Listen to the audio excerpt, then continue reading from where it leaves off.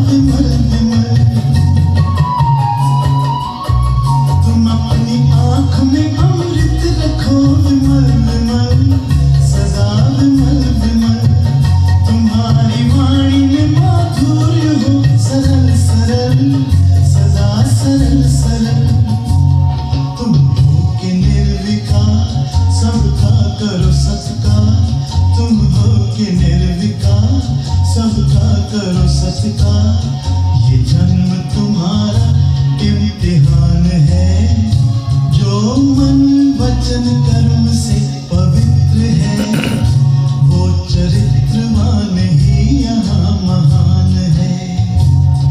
पवित्र मन रखो, पवित्र तन रखो, पवित्रता मनुष्यता की शान है। जो मन वचन कर्म से पवित्र है, वो चरित्रवान ही यहाँ महान है। पवित्र मन रखो, पवित्र मन रखो, पवित्र मन रखो, पवित्र मन रखो, पवित्र मन रखो, पवित्र मन रखो। ओम शांति।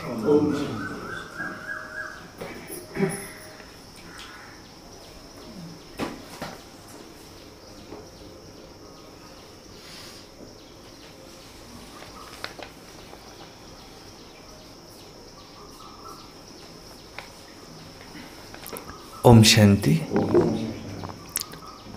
ओम शांति। ओम शांति।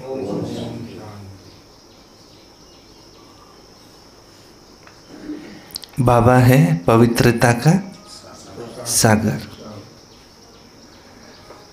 बाबा आते ही है किस लिए? पतितों को पावन बनाने के लिए।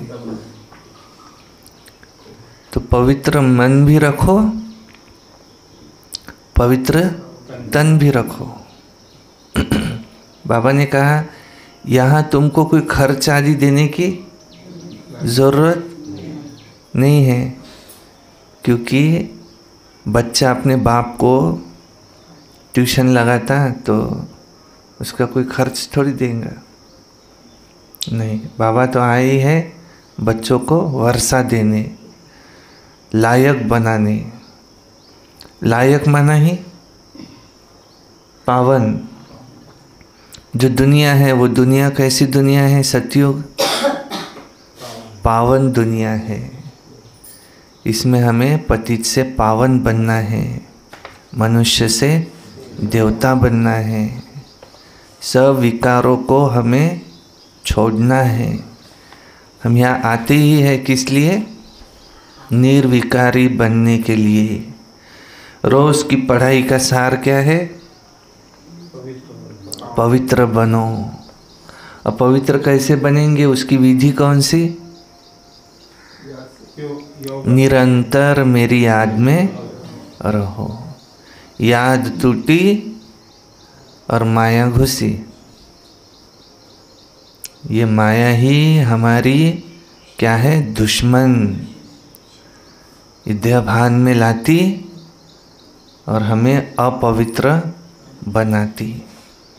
बाबा हमें फिर से देही अभिमानी बनो। तुम शरीर नहीं हो, शरीर तो विनाशी है, आत्मा अविनाशी है। अपने को आत्मा समझो। सामने वाले के भी शरीर को देखो ही नहीं, उसको भी भ्रुकुटी के बीच में आत्मा देखो, चमकती हुई ज्योति देखो। हर एक का अपना अपना पार्ट, फिक्स पार्ट है, उस पार्ट को देखो और निरंतर बाबा की याद में रहो। बाबा को हमसे क्या चाहिए? फिकर, बोझ, अपने सारे बोझ बाबा कहते मुझे दे दो। और तुम कैसे बन जाओ? बेफिक्र। छोटा बच्चा होता है, और बाबा ने कहा उस दिन ब्रह्मज्ञानी से भी ऊंच है। क्यों? क्योंकि ब्रह्मज्ञानी है, सन्यासी है, माना ब्रह्म को मानता है, ब्रह्म में लीन होना चाहता है। ब्रह्म में लीन हो भी नहीं सकते, पर सन्यास किया है तो कम से कम उसको विकारों का पता तो है। अब उसने सन्यास किया है। पर छोटा बच्चा तो उसको तो पता ही नहीं है। इसलिए छोटे बच्चे से वाइब्रेशंस कैसे आते? एकदम प्योर वाइब्रेशन आते। क्योंकि कोई भी तपस्वी ऊपर से तपस्वी है, अंदर से नहीं है, ऐसे नहीं हो सकता। वो वाइब्रेशन नहीं छुपा सकता। उससे वाइब्रेशन अपवित्रता के निकलेंगे ही। तुम किसी को मुख पर कहो तुम बहुत अच्छे हो, और अंदर से कहो वो जाते से ही है कोई अच्छा नहीं है, तो वो समझ जाता है कि ये मुझे मुख पर अच्छा बोलता है लेकिन पीछे से अच्छा बोलता नहीं, इसके मन में काला है। किसी ने अगर उसको पूछा ना कि वो तुम्हारे लिए तो बहुत अच्छा बोलता है, ये क्या कहेंगे? वो मुख पर बोलता है, मुझे पता है उसके अंदर में मेरे लिए काला है। और माँ अपने बच्चे को कितना क्या क्या बोलती है, डांटती है उसको, लेकिन बच्चे को पता है कि मुख पर बोलती है लेकिन अंदर से इसके मेरे लिए प्रेम है। तो मन की भावनाएं जो है ये हम छिपा सकते नहीं, ये वाइब्रेशंस के रूप में टच होती है। इसलिए मुख्य क्या है? हमारे मन की स्थिति, ये मुख्य है। बाबा की शिक्षा, सारे ज्ञान का सार एक ही है, योगी बनो तो पवित्र बनेंगे, पवित्र बनो तो योगी बनेंगे। दोनों एक दो को क्या है? पूरक है। योगी नहीं तो पवित्र नहीं, और पवित्र नहीं तो योग भी लगेगा नहीं। ऐसे नहीं कि अपवित्र बन गए और योग द्वारा हम पवित्र बन जाएंगे, उसका योग ही न लगे। ऐसे नहीं पाप कर लो और गंगा में जाके नहा लो, बस नहीं, यहाँ तो योग ही न लगे उसका। अपवित्र आत्मा यहाँ ठहर सकती नहीं। जितने भी ज्ञान से निकल गए, कारण क्या था? कोई न कोई इम्प्योरिटी थी जो उनको यहाँ बैठने देती नहीं, और पिछले जन्मों की उतनी भक्ति नहीं थी, वो प्यास नहीं थी, इसलिए वो नहीं रह सके।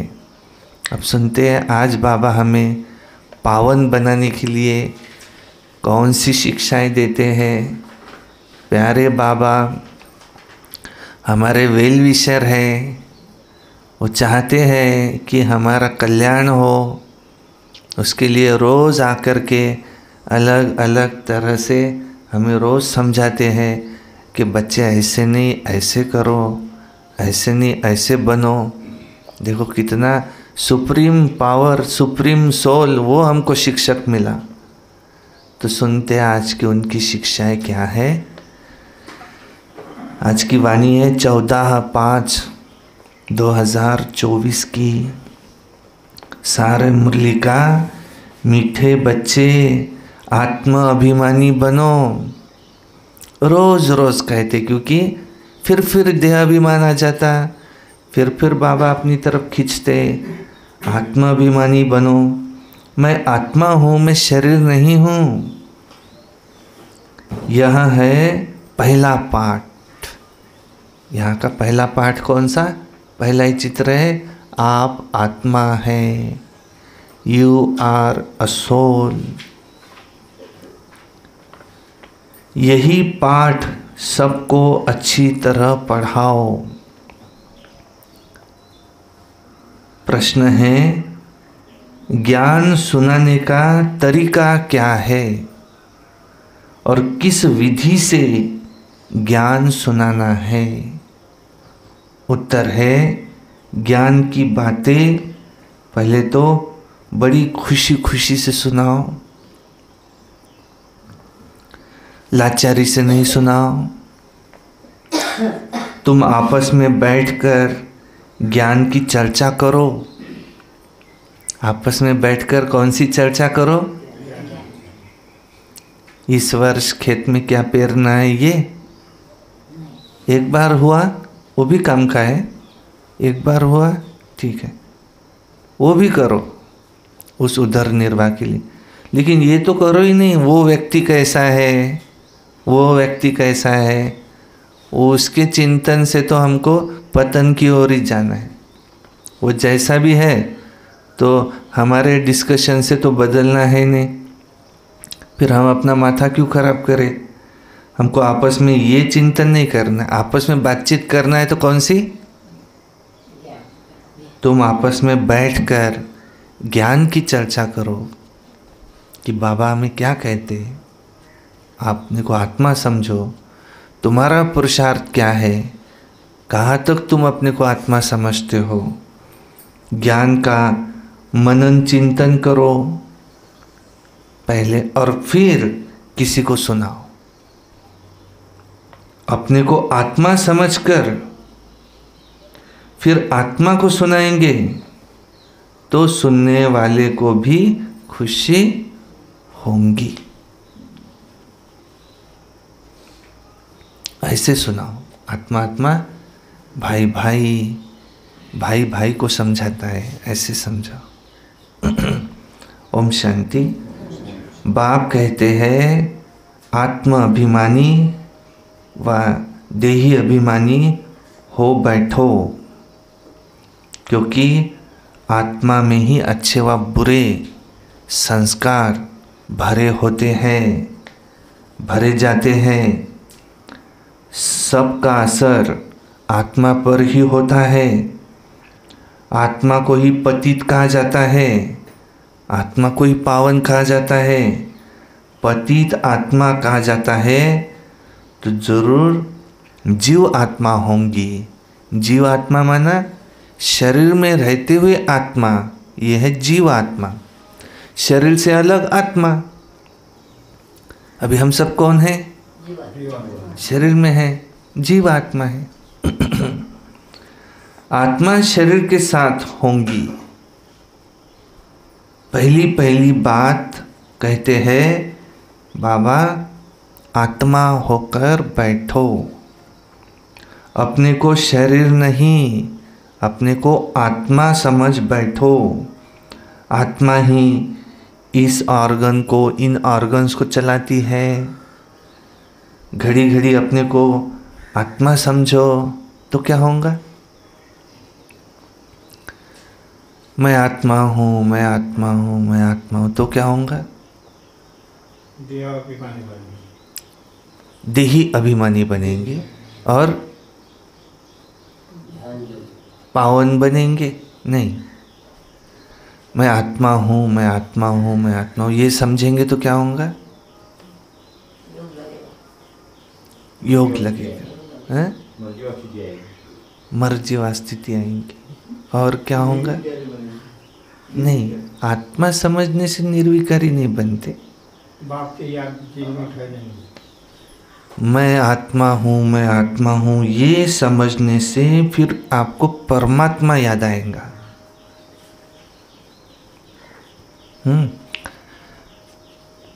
बाजू अपने लाइन गई है, बाजू वाले ने वायर दिया, उस वायर का हमने रबर नहीं निकाला और वैसे ही तार जोड़ दी, करंट आएगा क्या? नहीं। वायर माना क्या? ये शरीर, रबर, ऊपर का वो रबर माना ये शरीर। रबर नहीं निकाला, वैसे ही जोड़ दिया, करंट आएगा क्या? नहीं, उसका रबर निकालना पड़ेगा, फिर उसको जोड़ना पड़ेगा। शिव बाबा सामने वाले ने वायर दी है, उसको रबर नहीं है, हमको रबर के साथ नहीं जोड़ सकते। शिव बाबा को शरीर है क्या? नहीं, हम शरीर समझ के बैठे, मना रबर। अब बाबा को कितना भी याद किया, करंट आएंगी क्या? नहीं। करंट आने के लिए पहले क्या करना है? शरीर को भूलना है। ये मंदिर में भी जाते, चप्पल निकालते, चमड़ा नहीं चलेगा, तो क्या उसका उद्देश्य है? चमड़ा माना क्या? भूल के आओ, शरीर भूल के आओ परमात्मा के पास। मैं कौन? मैं बड़ा अफसर हूँ, ऑफिसर हूँ, मैं ये हूँ, ये भूल कर क्या आओ। मैं परमात्मा का बच्चा, मैं एक आत्मा हूँ, ये समझकर फिर बाबा की याद आएंगी। क्योंकि जनरली याद किसकी आती है? याद उसकी आती है जो हमसे ऊंच है। हाँ? आपल्यापेक्षा मोठा आहे, आपल्याला कोणाशी काम पडेल जो आपल्यापेक्षा मोठा आहे, आपल्यापेक्षा उच्च आहे, ज्याच्याशी आपल्याला काम आहे, त्याची आठवण येईल ना। मग आपण आत्मा समजू तर सगळ्यात सुंदर कोण? सत्यम शिवम सुंदरम। आत्म्यांमध्ये सगळ्यात सुंदर कोण? शिव परमात्मा। मग त्यांची आठवण येईल। समर्पणमध्ये यांना काय म्हणतात नाव? त्या दिवशी समर्पण सोहळा पाहिला तर ये है सब शिव सजनिया, इनका है शिव साजन। तो शिव बाबा याद ऑटोमेटिक आएगा। तो अब घड़ी घड़ी अपने को आत्मा समझने से क्या होगा? परमात्मा याद आएगा। अगर देह याद आई तो देह का बाप, देह की दुनिया, वो याद आएगा। मैं देह हूँ तो याद क्या आएगा? कोई देहधारी, फिर कोई सुंदर देहधारी है, उसके तरफ मोहित हो जाते हैं। सुंदर कार है, सुंदर घर है, व्यक्ति, वस्तु और वैभव, यह है देह की खींच, ये याद आता। कोई व्यक्ति अथवा वस्तुएं भी याद आती, और वैभव, मेरा ठाट बाट, मेरा चलना, मेरे पीछे लोग, मेरी खेती बाड़ी, मेरा ये व्यक्ति, वस्तु, वैभव, अपना वैभव, वो भी याद आता। देह समझने से देह की दुनिया याद आएंगी, और आत्माभिमानी बनने से शिव बाबा याद आएगा। इसलिए बाप कहते हैं क्या? आत्म अभिमानी बनो। तुम्हें बाप पढ़ा रहे हैं तो यह है पहला पाठ। तुम आत्मा फिर अविनाशी हो, तुम्हें डरने की कोई आवश्यकता नहीं। डर होता है मौत का। शरीर विनाशी है, हम आत्मा है, ये पहला पाठ, पहला शब्द याद नहीं करेंगे तो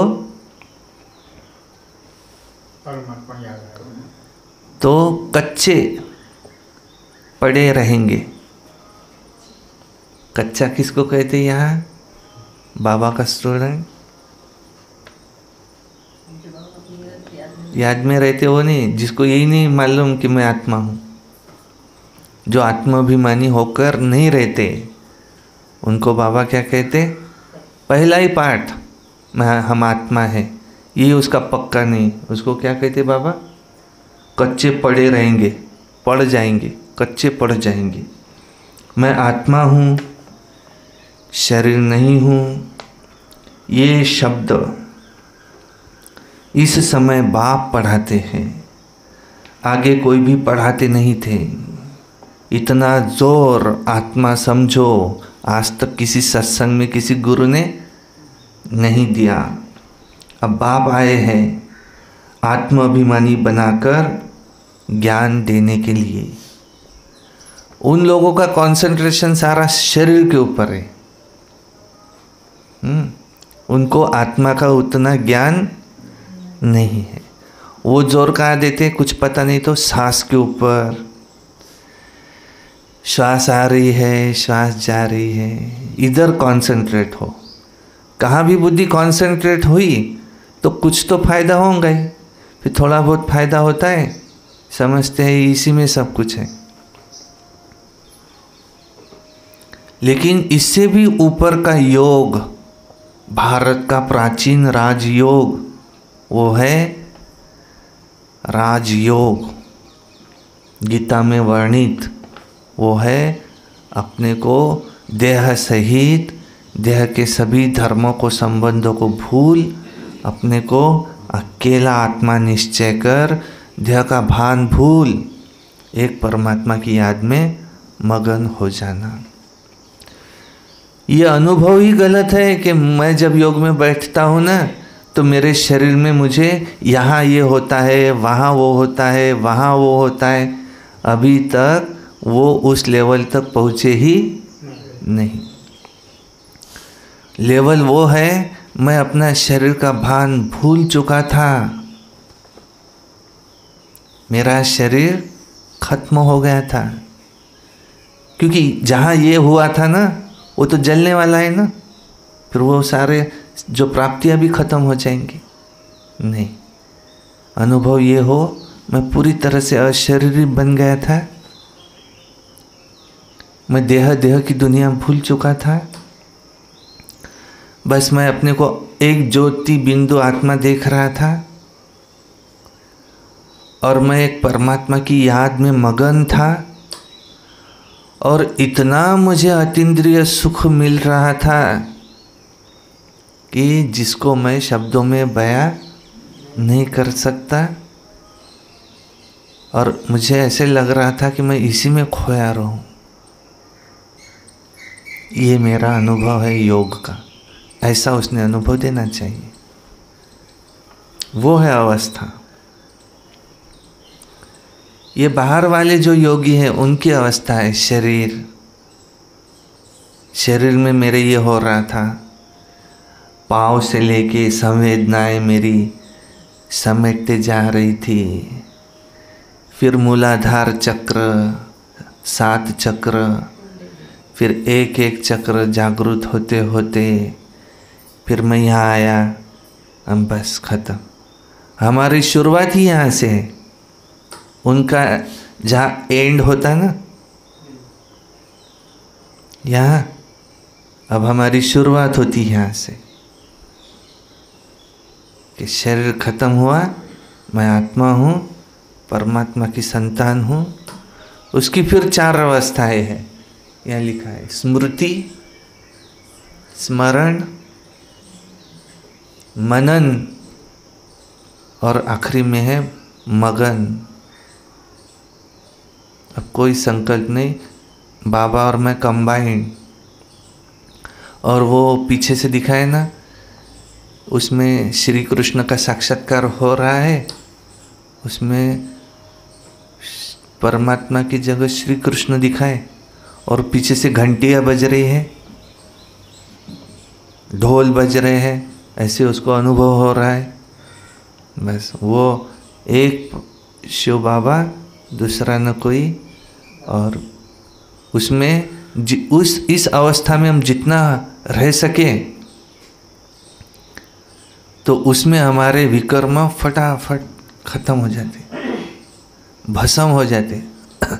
और उस अवस्था से उठने के बाद आत्मा को इतना हल्का और पवित्र फील होता है, सारे बुरे ख्यालात जल के भस्म हो गए।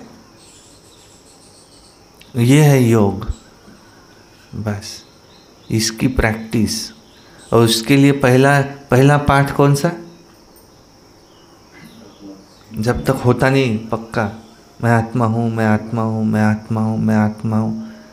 दादी जानकी कहते हैं ऐसे कोने में जाकर बैठती थी रट्टा, मैं आत्मा हूँ, मैं आत्मा हूँ, मैं आत्मा हूँ, सारा दिन। पक्का ही नहीं हो रहा। देह भूल ही नहीं रहा, और आंखें खुली रहते हुए भी मैं आत्मा हूं,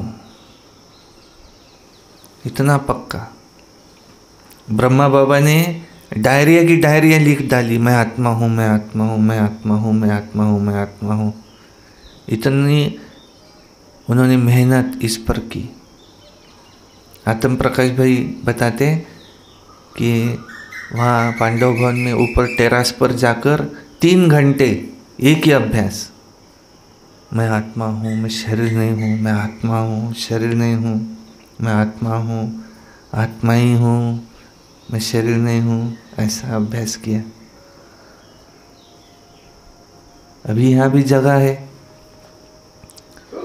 एकांत में है, अपना बैठने के लिए भी जगह है। वहाँ आए, घंटों से कौन सा अभ्यास पहला, मैं आत्मा हूँ। जिस दिन ये पक्का हुआ, ऑटोमेटिकली बुद्धि कहाँ जाएंगी, मुझ आत्मा का पिता कौन।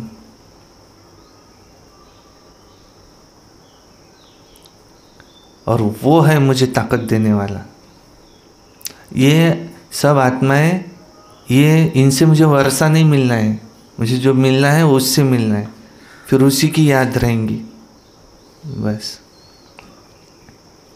और वो अवस्था जब आ जाए मगन, उसमें है सारे ये घंटियां बजना पीछे से, अतीन्द्रिय सुख। जब तक देह समझेंगे ना, तो वो माथा दुखेगा, भारी हुआ। और उसके लिए बताया है कि एक हमारा जो मन है, उसमें जो दिल है, उस दिल में सागर जितना बाबा के लिए प्रेम है, तो फिर शिव बाबा की याद ऑटोमेटिकली आएंगी। याद करना है दिल से, बुद्धि से नहीं। फायदा है इसलिए नहीं, दिल से। तो याद भूले न भुलाए। तो पहला ज्ञान देते हैं कि तुम आत्मा हो, और फिर कहते हैं क्या, कि तुम आत्मा कैसी हो। कह रहे हैं बाबा तुम आत्मा पतित हो।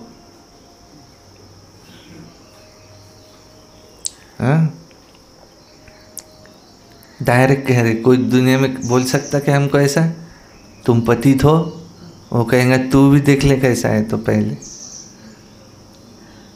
मुझे कह रहा है तू देख पहले। लेकिन ये बोल सकते क्योंकि ये एवर पावन है। बाबा कह रहे हैं तुम आत्मा पतित हो। क्यों?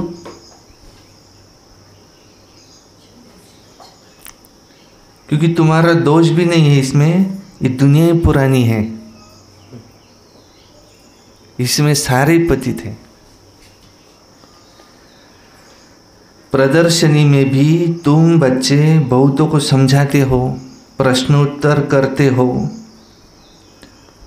जब दिन के समय रेस्ट मिलती है, उस समय आपस में मिलना चाहिए, एक दूसरे से समाचार पूछना चाहिए कि किसने क्या क्या प्रश्न पूछे, तुम कैसे समझाते हो, हमने कैसे समझाया। ऐसा शौक होना चाहिए किसी को समझाने का, फिर उनको समझाना है, फिर उस पर ऐसे नहीं ऐसे समझाना चाहिए। तुम जैसे समझाते हो ना, ऐसे नहीं ऐसे समझाना चाहिए। समझाने की युक्ति सबकी एक तो नहीं होती। अब मूल बात है, अपने को आत्मा समझते हो या देह। दो बाप भी सबके है जरूर। जो भी देहधारी है, एक होता है उनका लौकिक बाप, और फिर पारलौकिक बाप भी है। हद का बाप वो तो कॉमन है, सबका, सबके लिए कॉमन बात है। यहाँ तुमको मिला है बेहद का बाप, वो हम आत्माओं को बैठ समझाते हैं, वो एक ही हमारा बाप भी है, टीचर भी है, गुरु भी है, ये पक्का कर देना चाहिए। जब तुम किसको समझाते हो, जो प्रश्न तुमसे प्रश्न पूछते हैं उस पर आपस में बैठना चाहिए। जो होशियार है उनको भी बैठना चाहिए। तुमको टाइम मिलता है दिन के समय में, ऐसा नहीं कि भोजन खाते हैं इसलिए नींद का नशा है, तो जो बहुत खाना खाते हैं उनको ये नींद का आलस्य आता है। थोड़ा कम खाना चाहिए, फिर खाते से ही नींद आती है तो थोड़ा कम खाए तो नींद नहीं आएंगी। जब काम पे जाते कहा एकदम डट के नहीं खाते, कहते नहीं एक रोटी और मुझे काम करना है, वहाँ नींद आएंगी, कम खाते। काम नहीं है तो आज छुट्टी है, खा लो डट के, सोना है। दिन में क्लास करना चाहिए। फलाने ने ये पूछा, हमने फिर ये रिस्पॉन्स किया।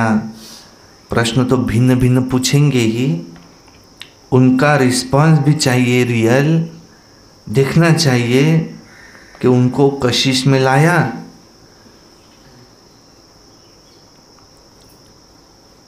वैसा सेटिस्फाई हुआ, नहीं तो फिर करेक्शन निकालनी चाहिए। अब जो होशियार है उनको भी बैठना चाहिए, ऐसे नहीं बस खाना खाया जल्दी नींद आए, नहीं। देवता है खाना बहुत थोड़ा खाते हैं, क्योंकि खुशी है ना, इसलिए कहा जाता है खुशी जैसी खुराक नहीं। तुम बच्चों को अथाह खुश होना चाहिए, अथाह खुशी होनी चाहिए। ब्राह्मण बनने में बड़ी खुशी है। ब्राह्मण बनते ही तब है जब उनको खुशी मिलती है। देवताओं को खुशी है ना, क्योंकि उन्हों के पास धन महल आदि सब कुछ है, तो उन्हों के लिए खुशी काफ़ी है। खुशी में खाना बहुत थोड़ा और सूक्ष्म खाएंगे।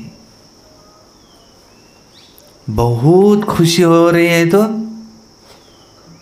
खाना कम जाएगा और जितना गया उतना पच जाएगा। ये भी एक कायदा है।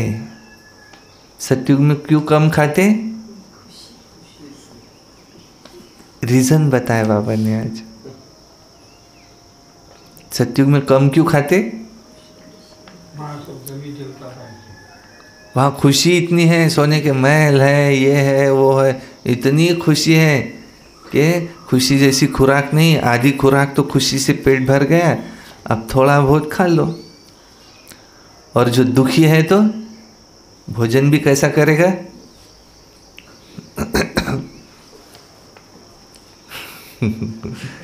एकदम दुखी है टेंशन में, फिर तो वो भी नहीं जाएगा। लेकिन हाफ दुखी है तो भोजन, वही आनंद है उसका, और फिर सोना है। ये ज्ञान की बातें तो बड़ी खुशी से सुननी और सुनानी चाहिए, समझाने में भी सहज होगा। मूल बात है बाप का परिचय देना। ब्रह्मा को तो कोई जानते नहीं, प्रजापिता ब्रह्मा है, ढेर की ढेर प्रजा है।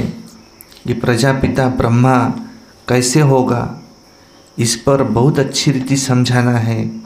बाप ने समझाया है कि इनके बहुत जन्मों के अंत के भी अंत में, वानप्रस्थ अवस्था में मैं इनमें प्रवेश करता हूँ, नहीं तो रथ कहाँ से आए। रथ गाया हुआ है शिव बाबा के लिए, तो रथ में कैसे आए, उसमें मूंझते हैं, क्योंकि शिव बाबा को शरीर नहीं है, कोई रथ तो ज़रूर चाहिए। वो रथ श्री कृष्ण तो हो न सके, क्योंकि श्री कृष्ण तो सतयुग के प्रिंस है, तो ज़रूर ब्रह्मा द्वारा समझाएंगे, ऊपर से तो नहीं बोलेंगे। ब्रह्मा कहाँ से आया? बाप ने सुनाया है, मैं इनमें प्रवेश करता हूँ, जिसने सबसे पहले पूरे 84 जन्म लिए। ये खुद भी नहीं जानते, मैं इनमें आकर सुनाता हूँ। श्री कृष्ण को तो रथ की दरकार ही नहीं है। श्री कृष्ण कहने से फिर तो भागीरथ गुम हो जाएगा। श्री कृष्ण को भागीरथ नहीं कहा जाता। उनका तो पहला जन्म प्रिंस का है। तुम बच्चों को अंदर में विचार सागर मंथन करना चाहिए। ये तो बच्चे जानते हैं, वो बातें तो नहीं हैं जो यहाँ शास्त्रों में लिख दी है। बाकी यह तो ठीक है, विचार सागर मंथन किया हुआ वो कलश, वो लक्ष्मी को दिया। कौन सा कलश? विचार सागर मंथन किया हुआ कलश फिर लक्ष्मी को दिया है। उसने फिर औरों को अमृत पिलाया, तब स्वर्ग के गेट खुले। तो इस ज्ञान में भी बाबा ने कलश किसके सिर पर रखा? माताओं को तो सिर्फ ब्रह्मा भोजन ही बनाना है क्या? हाँ? नहीं, ऐसा ज्ञान सुनाना है जिसे धार हो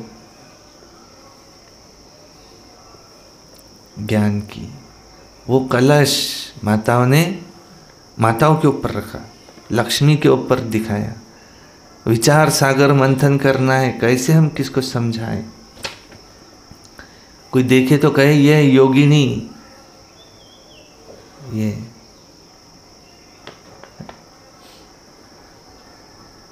उसने फिर औरों को अमृत पिलाया, तब स्वर्ग के गेट खुले। परंतु परमपिता परमात्मा को तो विचार सागर मंथन करने की दरकार नहीं है, आत्माओं को करना आवश्यक है। वो तो बीज रूप है, उसमें नॉलेज है, वो जानते हैं, तुम भी जानते थे। अभी ये अच्छी रीति समझाना ज़रूर है। समझने बिगर देवता पद कैसे पाएंगे? बाप समझाते हैं आत्माओं को रिफ्रेश करने के लिए, बाकी तो कुछ भी जानते नहीं। बाप आकर समझाते हैं अभी तुम्हारा लंगर भक्ति मार्ग से उठ चुका है, अभी ज्ञान मार्ग की तरफ चले हैं। लंगर माना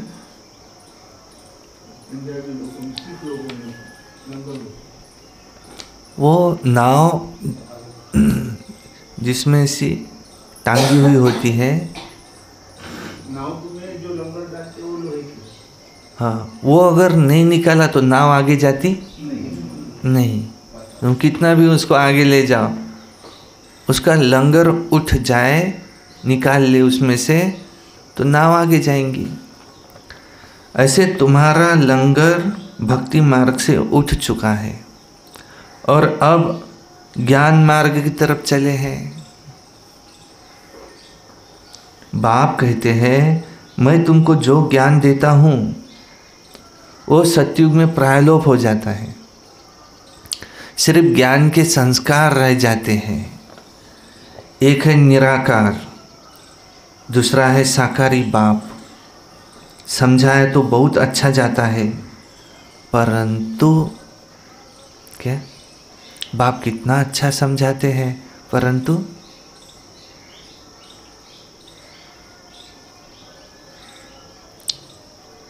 क्या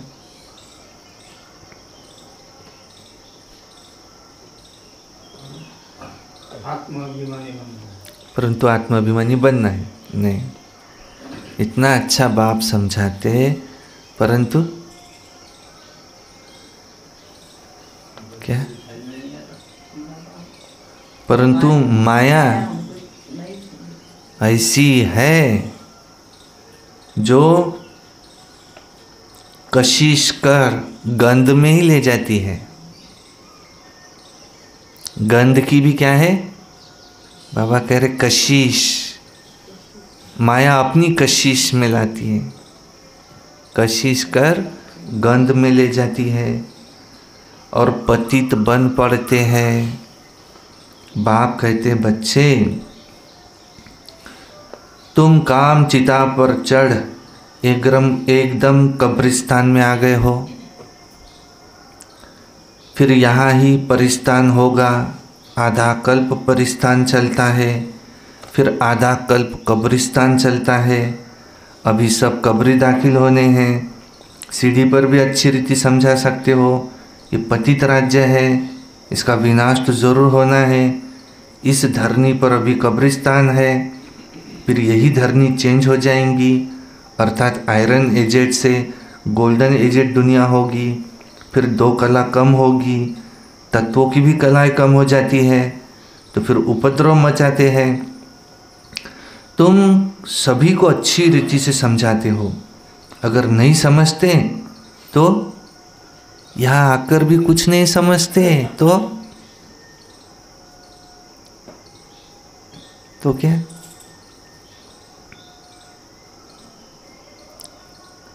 रोज आते हैं फिर भी कुछ नहीं समझते। रोज आके तो कुछ तो समझेंगे, पर फिर भी कुछ नहीं समझते तो कौड़ी मिसल है, जैसे उसकी कोई वैल्यू नहीं है।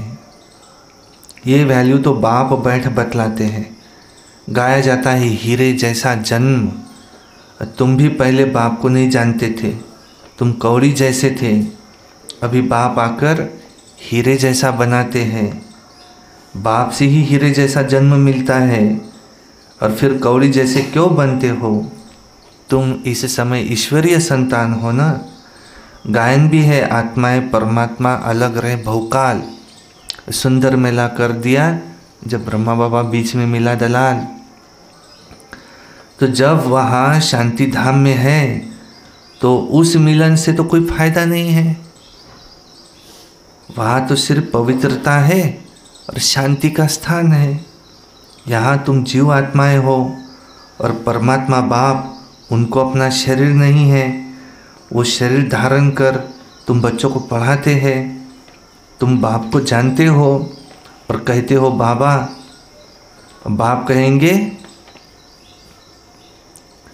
तुम बाबा को कहते हो बाबा, तो बाप क्या कहेंगे? है? हाँ बच्चे, ओ मेरे बेटे। बाबा हमको क्या कहते? जब भी हम बाबा को कहते हैं बाबा, बाबा का रिस्पॉन्स क्या है? ओ बेटे।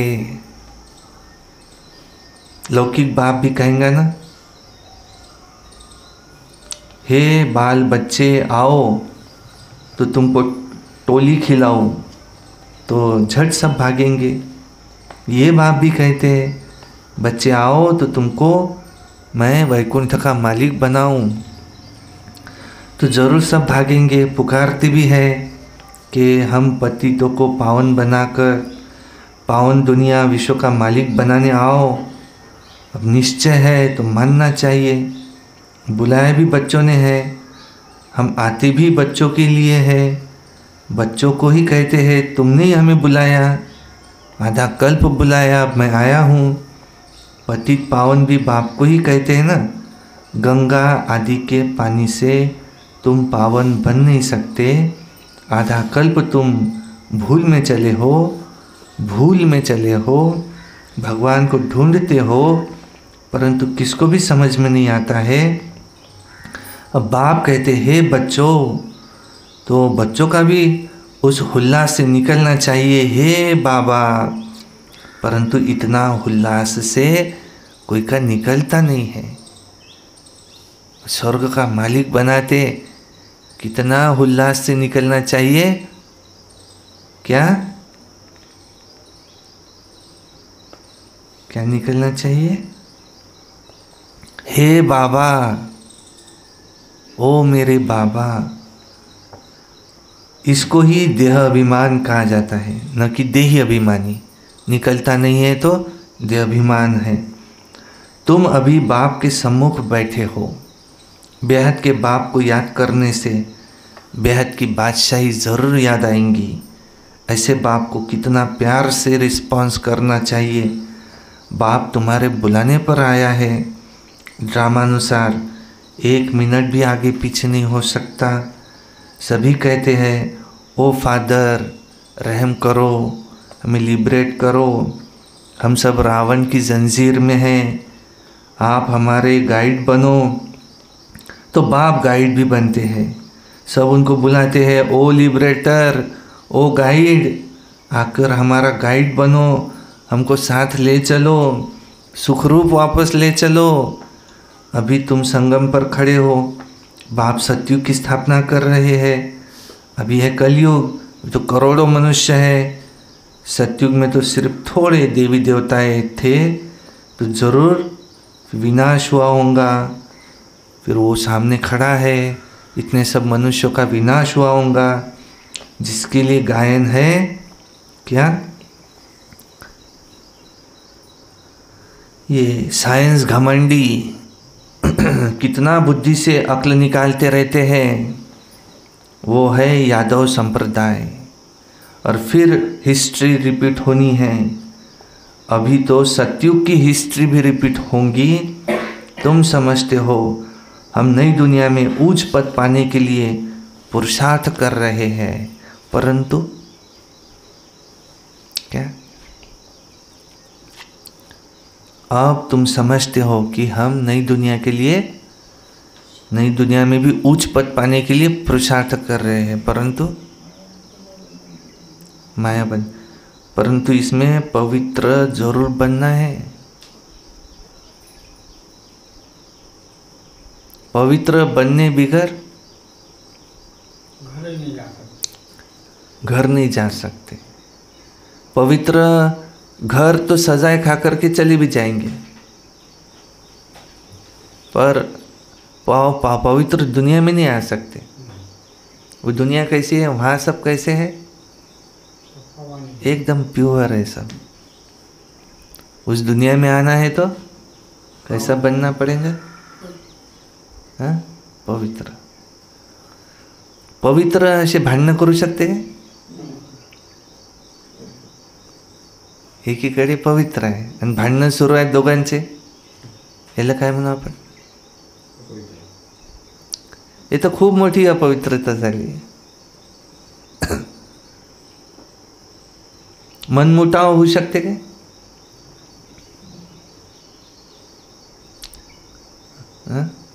मी अमक्या अमक्याशी बोलत नाही, प्युअर आत्मा, असं होईल का त्याच्यासोबत? लहान मुलं असतात, भांडतातही समजा, दुसऱ्या दिवशी शाळेत जाताना तोही त्याला आवाज द्यायला येते, आणि हाही आपला जसं काहीच झालं नव्हतं गळ्यात हात घालून चालले आपल्या शाळेत। तिथं गेल्यावर भांडती नाही अजून, पण असं होते काय का बा मी तुझ्याशी जिंदगीत कधी बोलणार नाही। हे मोठा होता होता ती इम्प्युरिटी येत चालली है। हमको कैसा बनना है? एकदम पवित्र, पवित्र जरूर बनना है, एकदम प्योर। तुम समझाते हो इस पतित दुनिया का विनाश जरूर होना है। बच्चे आदि, तुम्हारे बच्चे आदि देखो जीते नहीं रहेंगे।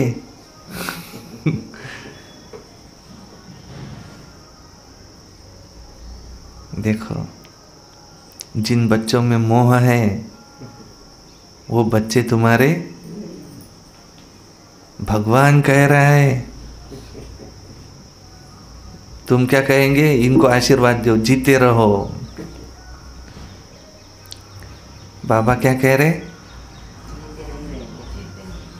समझ में आएगा सबके? बोलो क्या कह रहे बाबा? तुम्हारे बच्चे आदि जीते नहीं रहेंगे, क्यों? विनाश होना है ना अभी, जीते कैसे रहेंगे? न कोई वारिस रहेगा, तुम्हारी दौलत का कोई वारिस वारिस ही नहीं रहेगा। न शादी आदि करेंगे, तुम्हारे बच्चे 12 साल के अंदर अगर वो उतना शादी लायक नहीं हुआ तो शादी आदि भी उसकी होंगी नहीं, क्योंकि बहुत गई बाकी थोड़ी रही, थोड़ी की भी थोड़ी रही, अब थोड़ा समय रहा है, उसका भी हिसाब है। आगे तो ऐसे नहीं कहते थे, अभी टाइम थोड़ा है। पहले वाले जो शरीर छोड़ करके गए हैं नंबरवार पुरुषार्थ अनुसार, उन्होंने भी जन्म लिया है, कोई यहाँ आए भी होंगे दोबारा। दिखाई पड़ता है कि जैसे कि यहाँ का बिछड़ा हुआ है, उसको ज्ञान की बिगर मज़ा ही नहीं आएगा। माँ बाप को भी कहते हैं कि हम तो यहाँ जाएंगे ही, ये तो सहज समझने की बातें हैं। विनाश तो जरूर होना ही है। कौन कह रहा है? मैं नहीं कह रहा हूँ। तुम्ही मले म्हणू शकता, तू माया ऐकणारे नाही होत ना विनाश, होऊ शकते पण मला नाही माहीत होणार आहे की नाही, पण जानी जाणणारा बाप कह रहा है। तुम्ही मले म्हणू शकता, तू म्हणून राहिला का विनाश होणार आहे? मी तुझ्यापेक्षा हुशार आहो, मला माहीत आहे नाही होत विनाश, तुला नाही समजत सध्या, तू लहान आहेस, मी तर लहान आहो, मला नहीं समझत। बाप कह रहा है विनाश तो होना ही है। लड़ाई की तैयारी भी देख रहे हो, ये तो सिर्फ रुका हुआ है क्योंकि समय आने का है। आधा खर्चा तो इनों का लड़ाई के सामान में ही लग जाता है। क्या विनाश नहीं होगा? प्रत्येक देशाचा हे आपल्याकडून GST हे ते कशासाठी आहे? आपणही देतो चला बाद, देशाची सुरक्षा करायची आहे, तिथं त्यांना काही हथियार बनवायचे आहे, तो कुठून बनवतील? आपल्याच पैशापासून। गवर्नमेंट जवळ कुठून येणार आहे? द्या। और दूसरे देश में तो बहुत बनाते हैं, आधा पैसा तो इनका इसी सामान में लग जाता है। एरोप्लेन्स आदि कैसे बनाते हैं? कहते हैं कि ऐसे ऐसे वेपन्स बने हुए हैं, घर बैठे सारे खलास हो जाएंगे। पहिलेचं युद्ध कसं होतं? इकडून निघारे सैन्य सगळे, तिथून तिथपर्यंत पोचासाठीच त्याले 2 दिवस लागणार आहे, असे युद्ध झाले पहिले। आता तर त्या देशात बसून, घरात बसून, इथून बटन दाबलं कि ते वेपन डायरेक्ट तिथल्या देशाले ख़त्म करून टाकणार है। ऐसी ऐसी चीज़ें बनाते रहते हैं। तो विनाश ऐसा होगा जो हॉस्पिटल आदि रहेंगे ही नहीं। एक थोड़ी मरेगा, पूरा देश खलास। न डॉक्टर राहिला, न पेशंट जिवंत आहे, न रडणारे आहेत, न त्याचे कोणी नातेवाईक शिल्लक है, सब खत्म हो जाएंगे। ड्रामा में यह भी जैसे बाप के इशारे मिलते हैं, वो भी ड्रामा में नूंद है। समझते हैं, अभी समझते हैं, ऐसा न हो कि कहीं हम बीमार पड़ जाए। अभी कोशिश क्या करते, बीमार न पड़ जाए, पर मरना तो सबको जरूर है। राम गयो, रावण गयो, जो योग में रहे आयु बढ़ाते होंगे, उनकी आयु जरूर बढ़ेंगी। योग से आयु बढ़ती है, भोग से आयु कम होती है, योग से आयु बढ़ती है। योग से बीमारियां भी दूर होती है, भोग से बीमारियां बढ़ती है। अपनी खुशी से शरीर छोड़ देंगे। हम शरीर कैसे छोडेंगे? आता तर मरेपर्यंतही त्याला खुशी नाही होत शरीर सोड म्हटलं तर। म्हातारा किती काही झाला तरी त्याला म्हटलं शरीर सोडतं, पर हम शरीर कैसे छोड़ेंगे? ज़्यादा से ज़्यादा 12 साल, 2036। शरीर कैसे छोड़ेंगे? अपनी खुशी से। जैसे मिसाल बताते हैं ना ब्रह्मज्ञानी, वह भी ब्रह्म में जाने के लिए ऐसे खुशी खुशी से शरीर छोड़ देते हैं, बैठे बैठे ब्रह्म में लीन हो गए। लीन होते नहीं है, खुशी खुशी से। अगर कोई ऐसे बैठ जाए ना, मेरा शरीर जा रहा है, छूट रहा है, छूट रहा है, तो उस अवस्था तक पहुंच जाए तो शरीर छूट जाता है। सगळं मनावर डिपेंड आहे। एका जनाला अमेरिका में ऐसा एक प्रयोग किया, उसको फांसी की शिक्षा होने वाली थी। उसको बताया तुमको फांसी देकर नहीं, सांप काटकर तुम्हारी मौत होने वाली। तो उसके आंखों पर पट्टी बांधी और उस दिन उसको सांप दिखा दिया, और सांप ने उसको काटा ही नहीं, 2 सुई चुभा दी। उसकी आंखों पे पट्टी है। मरने के पहले फांसी भी देते तो आंखों पर पट्टी, मौत न दिखे। तो वो मर गया। वो सोच रहा हूँगा मैं जा रहा हूँ, मैं जा रहा हूँ, मैं जा रहा हूँ। तो इतना मन का इफेक्ट है। ऐसे ब्रह्मज्ञानी भी मैं जा रहा हूँ, मैं जा रहा हूँ, मैं जा रहा हूँ, शरीर छोड़ देते। हमको भी कैसे शरीर छोड़ना है? ऐसे खुशी खुशी से। अगर यहाँ रग होंगी तो खुशी खुशी छोड़ेंगे क्या? नहीं। इतना निर्बंधन हो जाए, न्यारा और सर्व का प्यारा। परंतु ब्रह्म में कोई जाते नहीं है। न ऐसा करने से उनके पाप कटते हैं, पुनर्जन्म फिर भी यहाँ ले लेते हैं।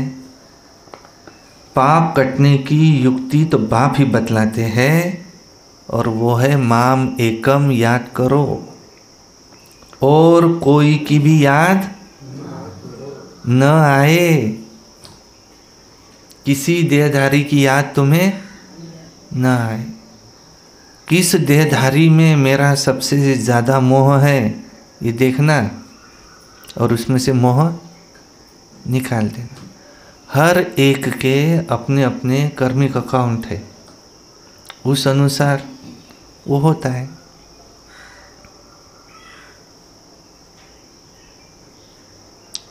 किसी में भी हमारा मोह न जाए।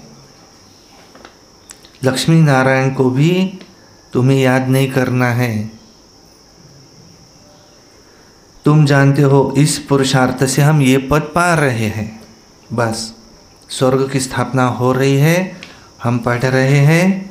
ये पद पाने के लिए नंबरवार पुरुषार्थ अनुसार उन्हों की जो डिनास्टी चलती है, वो बाप ने संगम पर अभिस्थापन की है।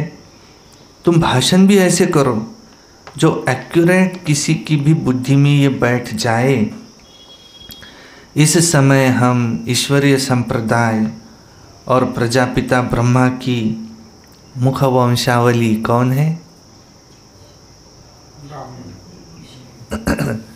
इस समय हम ईश्वरीय संप्रदाय प्रजापिता ब्रह्मा की मुख वंशावली सब कौन है?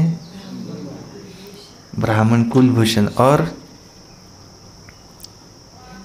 हम सब ब्राह्मण कुलभूषण कौन है? ब्रह्मा कुमार, ब्रह्मा कुमारी। और हम सब यहाँ बैठे हुए कौन है? कह रहे भाई बहन है। हम आत्माएं, शिव बाबा की संतान। हम सब कौन है? कौन है? भाई भाई। शिव बाबा की संतान, भाई भाई।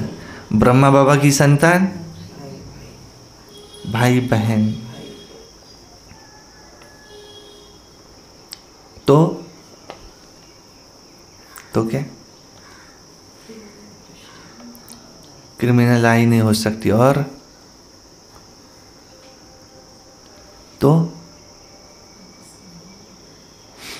तुम ब्रह्मा कुमार ब्रह्मा कुमारियों की आपस में शादी नहीं होती नहीं। आपस में यहाँ ऐसे हो नहीं सकता कि कोई ब्रह्मा कुमार ब्रह्मा कुमारी, तुम्ही ब्रह्मा कुमार आहे त्याच्यातलीच एखादी पाहून घे ना।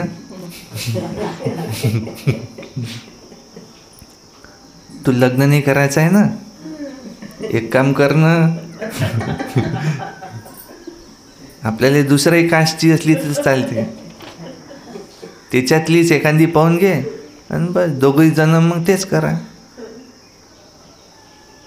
यहाँ प्रजापिता ब्रह्मा की संतान आपस में परिवार है। ब्रह्मा कुमार ब्रह्मा कुमारियों की कभी आपस में शादी होती नहीं। तुमको तो पावन बनना है। आपस में कौन है? भाई बहन। यह भी बाप समझाते हैं कि कैसे गिर पड़ते हैं। काम अग्नि ही जलाती है। माया में एक नंबर पे कौन है? काम अग्नि ही जलाती है। परंतु डर रहता है कि अगर हम एक बार गिर गए तो हमारी की कमाई चट हो जाएंगी। काम से अगर हारा तो पद भ्रष्ट हो जाएगा, क्योंकि कमाई कितनी बड़ी है। मनुष्य कोई एकदम करोड़ कमाते हैं, उनको ये थोड़ी पता है कि थोड़े समय में जो करोड़ों कमा रहे हैं उनको ये थोड़ी पता है क्या कि थोड़े समय में तो ये सब खत्म होना है।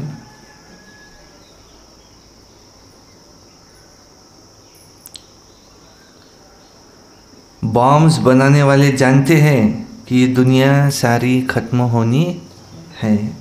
हमको कोई प्रेरक है जो ये बनाते रहते हैं। तिसरं महायुद्ध सुरू झालं समजा, आपला सगळा पैसा कुठे आहे सध्या? बँकेत। घरी ठेवू नका, गव्हर्नमेंटने सांगितलं आहे बँकेत ठेवा। माहीत असू द्या तुमच्याकडे काय आहे तर, म्हणजे त्याचं इन्कम टॅक्स घेता येईल। सगळा पैसा कुठं ठेवा? बँकेत। आता कोणी काय केलं? खूप जमा करून ठेवले समजा, आणि तिकडे तिसरं महायुद्ध सुरू झालं। आता बरेचदा आपण जातो की आमच्या अकाउंटमध्ये किती पैसे आहे पाहायसाठी। पहिले लिखापडी होती, आता तो पैसा कशात आहे म्हणतात? इंटरनेट थोडं स्लो आहे म्हणून सध्या त्या पासबुकवर दिसू नाही शकत किती आहेत तर। थोड्या वेळाने या, उद्या या। आता तो पैसा कुठंतरी तो मेमोरीमध्ये फिट आहे। तिसरं महायुद्ध होईल आणि त्या मेमोरीवर जर बॉम्ब पडला तर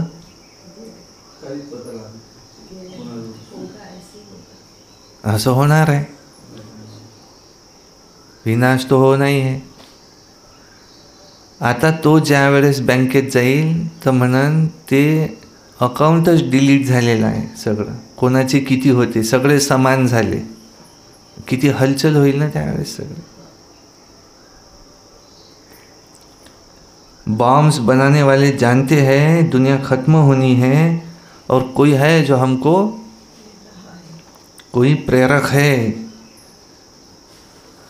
हम बनाते रहते हैं। बाबा ने ये कहा है, आई विल के लिए रखो भी, आई विल के लिए रखो भी। कुछ पैसा घर में भी रखो, और बैंक में तो रखना ही पड़ेगा, पर वो कब जाएगा इसका भरोसा नहीं। उस समय हमको दुख न हो, बाबा ने पहले ही बता दिया था। एकदम हलचल में आ जाएंगे तो सारा योग वगैरह थांबा, आता कुठं योग लागते बाबा। तू योग कर. हा योगचा वेळ आहे काय? पहिले तिथं चला, काय आहे सांगा लागेल त्याले.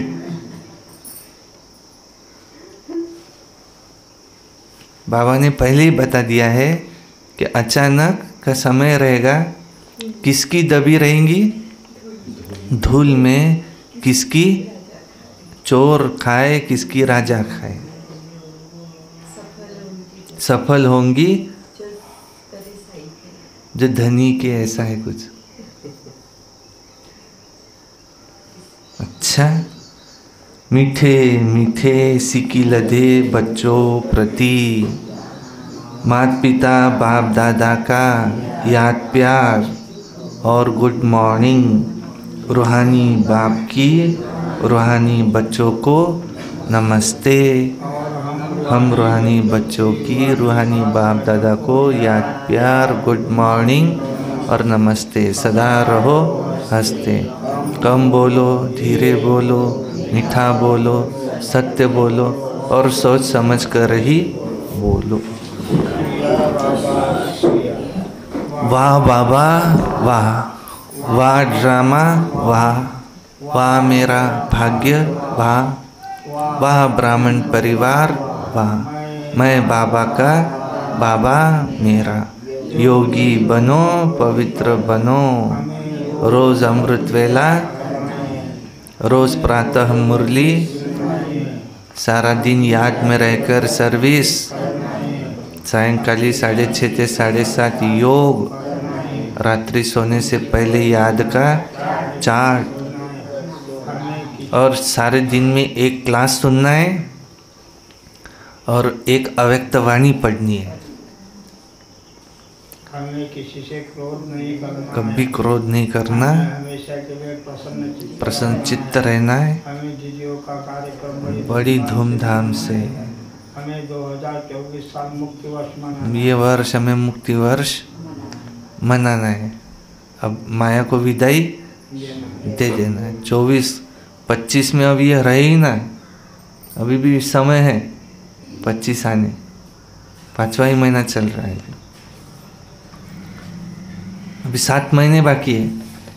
7 महीने में ये वर्ष अब बस मुक्ति वर्ष मनाना है. माया को परमानेंट विदाई दे देनी. अब अगले साल ये ना रहे अभी भी माया आती. अच्छा. आज बाबा ने क्या कहा? बाबा ने कहा तुम पतित हो. सुनो, तुम पतित हो. खुशी जैसी खुराक नहीं. खुशी रहेंगी ना तो कम खाएगा थोड़ा. बहुत खुशी. उसको ऐसी न्यूज़ दे दी कि उसके खुशी का पारावार नहीं. अब उसको अगर कहे खाना खाओ तो कहेगा मेरी भूख भी नहीं है. मुझे तो भूख लगी नहीं रही. इतनी एनर्जी महसूस हो रही है. खुशी जैसी खुराक नहीं. तो वो को तो न्यूज़ ऐसी होंगी जो क्षणिक होंगी. लेकिन यहाँ तो हमें परमात्मा मिला. बाबा की याद में हमें इतनी खुशी हो जो भोजन भी हमारा थोड़ा कम हो जाए. मैं आत्मा हूँ, ये पाठ पक्का करना है. मैं आत्मा हूँ, ये पाठ पक्का करना है. वैसे भी कहते ना भोजन कितना करो तो पेट के 3 हिस्से करो. हवा, पानी और भोजन. उतना एक हिस्सा ही सिर्फ भोजन करो तो तबीयत अच्छी रहेंगी. और उसकी जगह ये खुशी खाओ. खुशी. आत्माभिमानी बनना है. माया से आत्माभिमानी बनो. याद में रहो, माया से दूर रहो. मुझे तुमसे कुछ नहीं चाहिए, तुमको देने आया हूँ. पर बाकी ना युक्ति और रॉयल्टी से बताती कि देखो विनाश होने वाला है. हाँ. मैं डायरेक्ट आया हूँ धन अगर सफल कर सको. बराबर. खुद को आत्मा समझेंगे तो ही परमात्मा याद आ सकता है. खुद को आत्मा समझेंगे तो ही बाबा परमात्मा याद आएगा. बाबा बोलते माम एकम याद करो. कहते माम एकम याद करो. अंदर में विचार सागर मंथन कर फिर बाद में किसी को समझाना है. शिव बाबा ही है ऐसा जिसको विचार सागर मंथन करने की जरूरत नहीं. बाबा शरीर धारण करके पढ़ाते हैं? क्योंकि वो निराकार है। किसी तो शरीर में आएंगे तो यह है भागीरथ। मूल बात है, बाप का परिचय देना है। मूल बात है बाप का परिचय। बाप का परिचय है। विचार मंथन करना है। बराबर है। विचार मंथन करना है। विचार सागर मंथन करना है। और वो जो निकलेगा वो बाबा ने कहा लक्ष्मी के हाथ में कलश दिया तो ये है माताएं बहनें इनके ऊपर कलश रखा। तुम्हारा लंगर भक्ति मार्ग से अब उठ चुका है। अब ये नाव ज्ञान मार्ग की तरफ निकली है। बाबा ने कहा को तुम्हारे ने जीते रहेंगे नहीं, तुम्हारे बाल बच्चे जीते रहेंगे नहीं। ये आशीर्वाद मुझे मांगो मत कि हमारे बाल बच्चे जीते रहे, हमारा धन खाते रहे। जीते रहेंगे नहीं, विनाश होना है। मैं कौड़ी से हीरे जैसा बनना है। बाप आता है मौत देने के लिए। बाप कर मैं आता ही हूँ मौत देने के लिए, सबको वापस ले जाने के लिए। एक बार कहा था कि कोई कहता है बाबा हम काम का मेरा कोई रिश्तेदार है आईसीयू में है, इनको ठीक कर देना। बाबा ने कहा था मैं सोचता हूँ मैं आया हूँ सबको वापस ले जाने, और ये कह रहे हैं कि उनको बचा लेना। अभी तो सबका ही मौत होने वाला है। वो तो है ही कालों के काल महाकाल। तुम सिर्फ अपनी योग से अपनी आयु बढ़ा लो। शरीर छोड़ेंगे ऐसा खुशी खुशी, जैसे ब्रह्मज्ञानी शरीर छोड़ते ऐसे खुशी खुशी मैं जा रहा हूँ मैं जा रहा हूँ, ऐसे शरीर हमको बैठे बैठे छोड़ना है। ऐसे बेड के ऊपर पड़े थे कब गए पता नहीं, फिर हमारे अंतमते सौगते क्या होंगे। ब्रह्मा बाबा ने शरीर कैसे छोड़ा, सबको बुलाया और दादी प्रकाश मणि का हाथ में हाथ लिया, तुमको संभालना है। अब ये भी कहा दृष्टि दे रहे हैं, अपनी सारी पावर उसमें ट्रांसफ़र की।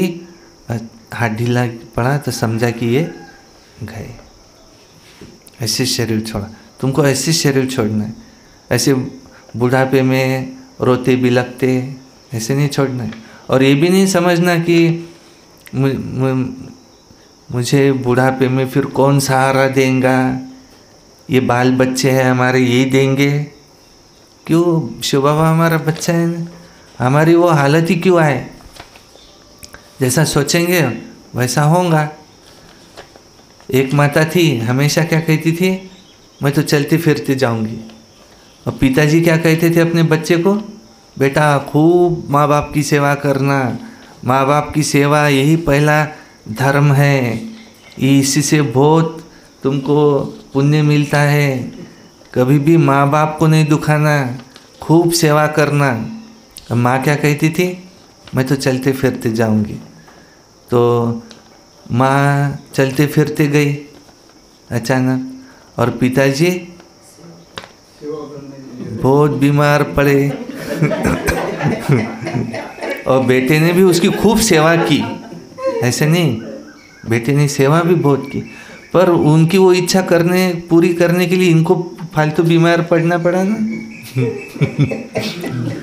बेटे से सेवा करवाने के लिए हमको भी तो वो लाचार बनना पड़ेगा ना, उठ नहीं सक रहे। फिर बेटा आया, फिर हमको उठाकर लेके जा रहा है।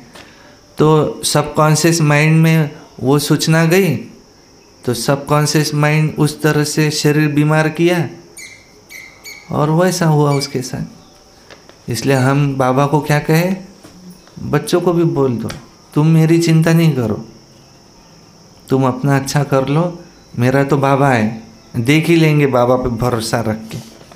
मुझे भी बहुत कहते थे तुम शादी कर लो, भाऊ आता काही वाटत नाही, तो म्हातारा होशील ना तेव्हा समजा, मग म्हणशील 50चा होऊन जाशील, मग म्हणशील आता लग्न करतो, मग झालं, आता दिवस आहे निघून जाती नाही, मग पस्तावशील। आता येईल समजून नाही राहिलं. आता जोश आहे, शरीर चांगलं आहे. लग्न काही एकाच गोष्टीसाठी असते काय? अरे म्हातारपणी लागते कोणी सोबती, त्याच्यासाठी लग्न करावं लागते. लग्न करून टाक. म्हटलं जास्तीत जास्त काय होईल, मी बिमार राहू आणि मी उठून पाणी घ्यायला गेलो आणि पोचू नाही शकलो आणि मंदातच पडलो आणि मरण पावलं. एवढंच होईन की नाही? कोणी नाही राहिलं करणार तर असा जाईन म्हटलं. पण लग्न तर नाहीच करणार, पाहूनच घेऊ. आणि बाबा मला तिथपर्यंत त्या सिच्युएशनपर्यंत का आणेल? जर शिवबाबानं म्हटलं आहे की तुम पवित्र राहो एक जण, तर आता पाहूनच घेऊ काय होते. तर असं होणारच नाही म्हटलं माझ्यासोबत. असंच होईल, चालता फिरता जाईल. आणि झालंही तर पाहूनच घेऊ काय होते. तर आता आणि ज्याचे लग्न झालेले आहेत ते कोणते आरामशीर चालले, त्याचे हाल तर होतातच की नाही. मायबाप तर अनाथ आश्रमात आहे. काहीचे तर मायबाप अनाथ आश्रमात आहे. हां, आता नाही, तेव्हा मी 25चा होतो, तेव्हाची गोष्ट. अच्छा, धारणा के लिए मुख्य सार नंबर 1, ज्ञान को अंदर में घोटना है, अर्थात विचार सागर मंथन करना है. ज्ञान की आपस में रूह रूहान कर फिर दूसरों को समझाना है. सुस्ती व आलस्य को छोड़ देना है. 2 नंबर है, देही अभिमानी बन, बड़े उल्लास से बाप को याद करना है. सदा इसी नशे में रहना है कि हम बाप के पास आए हैं कौड़ी से हीरा बनने, हम है ईश्वरीय संतान. वरदान, ज्ञान सूर्य ज्ञान चंद्रमा के साथी बन, रात को भी दिन बनाने वाले रूहानी ज्ञान सितारे भव. तो जैसे वो सितारे रात में प्रकट होते हैं, ऐसे आप रूहानी सितारे, ज्ञान सितारे, चमकते हुए सितारे भी ये ब्रह्मा की रात में प्रकट होते हो. वो सितारे रात को दिन नहीं बनाते, लेकिन आप ज्ञान सूर्य शिव बाबा, ज्ञान चंद्रमा ब्रह्मा बाबा के साथी बन रात को दिन बनाते हो. ये ब्रह्मा की रात, इसको दिन बनाते हो. वो आकाश के सितारे हैं, आप धरती के सितारे हो. वो प्रकृति की सत्ता है, आप परमात्मा सितारे हो. जैसे प्रकृति के तारामंडल में अनेक प्रकार के सितारे चमकते हुए दिखाई देते हैं, ऐसे आप परमात्मा तारामंडल में चमकते हुए सितारे, रूहानी सितारे हो. स्लोगन, सेवा का चांस मिलना अर्थात दुआओं से झोली भरना.